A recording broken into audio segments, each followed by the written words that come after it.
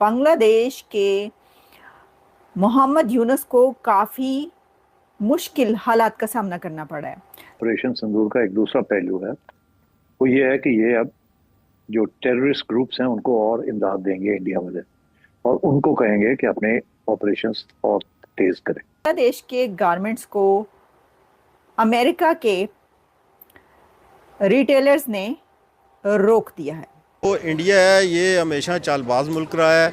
इसने हमेशा हमारा पाकिस्तान का कभी भी ना फ़ायदा नहीं सोचा है, नुकसान सोचा है।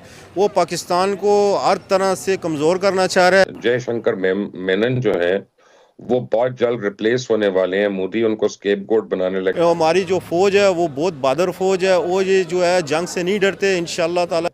और वो कहा जा रहा है कि शशि थरूर जो है वो बड़ी एंगलिंग कर रहे हैं, कोशिश कर रहे हैं, और वो अपनी पार्टी स्विच करने लगे हैं।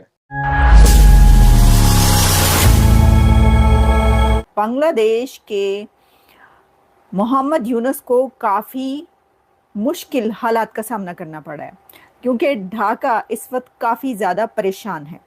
और ढाका की परेशानी की बड़ी वजह यह है कि बांग्लादेश जो कि जिसकी एक्सपोर्ट्स सबसे बड़ी एक्सपोर्ट्स जिस एक्सपोर्ट पर बेस करती हैं, यानी उनके गारमेंट्स, तो बांग्लादेश के गारमेंट्स को अमेरिका के रिटेलर्स ने रोक दिया है। तो बांग्लादेश के गारमेंट्स जो कि अमेरिका बड़ी तादाद में पहुंचते थे, और जब आप किसी अमेरिकन स्टोर पर यहाँ पर जाते हैं कपड़ा ख़रीदने के लिए, रेडीमेड गारमेंट्स ख़रीदने के लिए, तो वहाँ पर आपको 2-3 कंट्रीज़ जो कि नज़र आते हैं उसका टैग कपड़ों पर, उसमें 3 कंट्रीज़, 3 से 4 कंट्रीज़ बड़े आपको नज़र आते हैं। एक है वियतनाम, एक है मलेशिया, एक है बांग्लादेश और एक है इंडिया। ये 4 कंट्रीज़ वो हैं कि जब आप किसी भी स्टोर पर जाएंगे रेडीमेड गारमेंट्स खरीदने के लिए, तो आप टैग देखते हैं तो उस पर अक्सर कपड़े ऐसे होते हैं जिनके ऊपर ये टैग लगे होते हैं। तो ये जो है, ये एक समझ लें पहाड़ टूट पड़ा है यूनुस के सर पर। क्योंकि आप ये क्यों हुआ? ये इसलिए हुआ कि प्रेसिडेंट ट्रंप की तरफ से 35% टैरिफ लागू कर दिए गए हैं ढाका पर, बांग्लादेश पर। तो उसके बाद ये स्टेप लिए जा रहे हैं। अब मैं आपको बताती हूँ, उसकी कुछ डिटेल्स बताए देती हूँ। वो ये है कि यूएस बायर्स जो हैं उन्होंने अब ये स्टार्ट कर दिया है कि जो ऑर्डर्स जो कि ढाका से बांग्लादेश से पहुँचते थे यहाँ पर, जो कि कहा जा रहा है the world second biggest garment manufacturer, वो टैरिफ्स के बाद अब रिटेलर्स, जिसमें बड़े रिटेलर्स में वॉलमार्ट भी शामिल है, तो इतने बड़े रिटेलर्स और बिजनेसेस जो कि अमेरिका में हैं, वो अब बांग्लादेश के ऑर्डर्स नहीं मंगवा रहे। ना सिर्फ ये कि नहीं मंगवा रहे, बल्कि जो ऑलरेडी ऑर्डर्स चल रहे थे उनको भी रोक दिया है। तो देखिए, इसके अंदर एक और चीज़ बताई गई है, और वो ये है कि जो गारमेंट प्रोडक्शन है वो 80%, टेक्सटाइल एंड गारमेंट्स जो है वो 80% है ऑफ एक्सपोर्ट्स इन बांग्लादेश, उसकी जो इंडस्ट्री है। और ख़ास तौर पर ये जो एक्सपोर्ट्स नीचे जा रही थी, उनका फॉल डाउन था वो जब से ये रेवोल्यूशन जो वहाँ पर स्टूडेंट्स का आया, और उसके बाद जो कुछ हुआ, जिस तरीके से वहाँ की गवर्नमेंट चेंज हुई, जो भी हुआ, उसके बाद से उनकी ट्रेड और एक्सपोर्ट्स ऑलरेडी डाउनफॉल की तरफ जा रही हैं। बहुत ज़्यादा डाउनफॉल आया है और काफ़ी उनको इकॉनमी बहुत ख़राब हुई है, और ये हमने पहले ही बता दिया था। देखिए, अगर आपको याद हो ना, जब ये हो रहा था सब कुछ, तो जो सेन माइंड्स थे वो क्या कहते, वो कह रहे थे कि हाँ, हसीना की बहुत सी बुराइयां हैं, सब कुछ है, लेकिन उसने जो इकोनॉमी उनकी खड़ी की है ना, वो कोई नहीं कर सकता था। वो यही हुआ कि उसके बाद जो है वो इकोनॉमी उनकी धड़न तख्ता हो चुका है। तो अब ये और भी धड़न तख्ता होने जा रहा है। तो मोहम्मद यूनुस तो सर पकड़ के बैठ गए होंगे कि जो इस वक्त हालात हैं।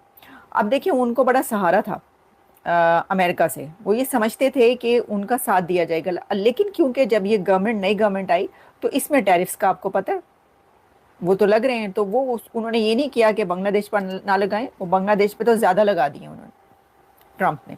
तो अब इसके ऊपर ये है कि ये हो रहा है वहाँ पर। तो मैं जैसा मैंने बताया, अच्छा इसका फ़ायदा किसको होगा? इसका फ़ायदा उन कंट्रीज़ को होगा जो कि यहाँ पर गारमेंट्स भेजते हैं, जैसे कि इंडिया। इंडिया को बहुत ज़्यादा इसका फ़ायदा ये होगा कि जो गारमेंट्स और जो भी यहाँ पर पहुँचते थे बांग्लादेश से, वो अब नहीं पहुँचेंगे, बल्कि उसकी जगह जो ऑर्डर्स और दिए जाएंगे बड़े रिटेलर्स यहाँ पर, वॉलमार्ट और कुछ और उसके समेत, लिवाइस और कई, वो सब कहाँ पर अब अपने ऑर्डर्स भेजेंगे? इंडिया। ये बिल्कुल ऐसे ही है कि जैसे आईफोन के साथ भी ऐसे ही हुआ ना, कि जब यहाँ पर जो आईफोन के चाइना भेजता था, उसको जब उठाकर वो इंडिया लेकर गया तो वहाँ से ऑर्डर्स आते हैं। तो अब ये जो है ना, ये गारमेंट के ऑर्डर्स भी इंडिया को ही मिले। तो major Gaurav Arya understands that very well. ये एक ट्वीट उन्होंने आज की है कि समझाया था। ये इन्होंने मेरा ख्याल है कि मार्च में एक ट्वीट की थी, the road to peace in Balochistan passes through Kashmir, कि अगर तुम लोग चाहते हो कि बलूचिस्तान में अमन आए तो कश्मीर से पीछे हट जाओ। अब इसमें बहुत सारे सवाल हैं। वो कह रहे हैं कि हम कह रहे थे कि हम करवा रहे हैं, जो बलूचिस्तान में हो रहा है ये हम करवा रहे हैं। इसका पहला मतलब तो ये बनता है। दूसरा मतलब ये है कि तुम लोग भी कश्मीर में बहुत कुछ करवा रहे हो। इंडिया को इस चीज़ की समझ आ गई है कि जब तक हम पाकिस्तान के अंदर ये करवाते रहेंगे, पाकिस्तान डिस्टेबलाइज रहेगा, सिचुएशन हम एक फेवरेबल कंडीशन में रहेंगे। So you are getting the point. So India has realised कि पाकिस्तान को ये बताओ कि तुम्हारा बलूचिस्तान चल रहा है बिकॉज हम ये चाहते हैं। अब पाकिस्तान के पास इसमें लाजारी बात है, जो इम्पोर्टेंट चीज़ है वो सबूत देने हैं। वो सबूत क्या हो सकते हैं?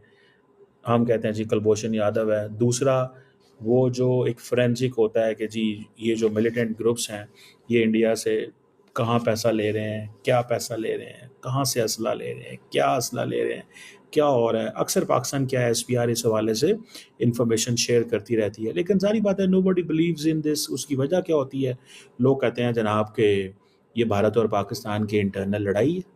हर बंदा वो कहता है जी आप लोगों, जैसे वो ट्रम्प ने कह दिया जी 1500 साल से लड़ रहे हैं, बाकी दुनिया ने कहा जी ये अब से लड़ रहे हैं, तब से लड़ रहे हैं। सो ये जो पॉइंट है कि ये तब से लड़ रहे हैं और पाकिस्तान जो है वो या तो फिर ये है कि कश्मीर के अंदर इतना कुछ करवाए, क्योंकि पाकिस्तान तो कहता है कि हम कश्मीर में कुछ भी नहीं करवाते। ये एक डिप्लोमेटिक, पॉलिटिकल एंड मॉरल है। अगर कश्मीर के अंदर हम करवाएं तो उतने ही हमले हों जितने बलूचिस्तान के अंदर हमले हो रहे हैं। तो there is no link between what's going on in Kashmir and what's going on in Balochistan.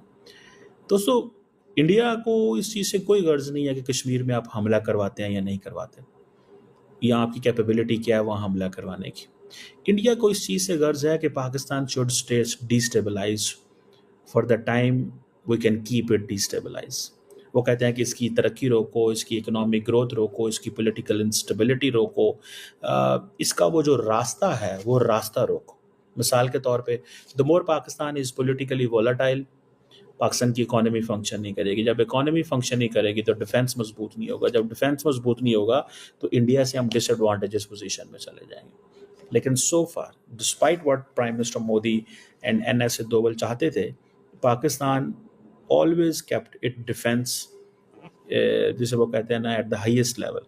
अपने वो जो डिफेंस का जो मोमेंटम है उसको हमेशा ऊपर रखो।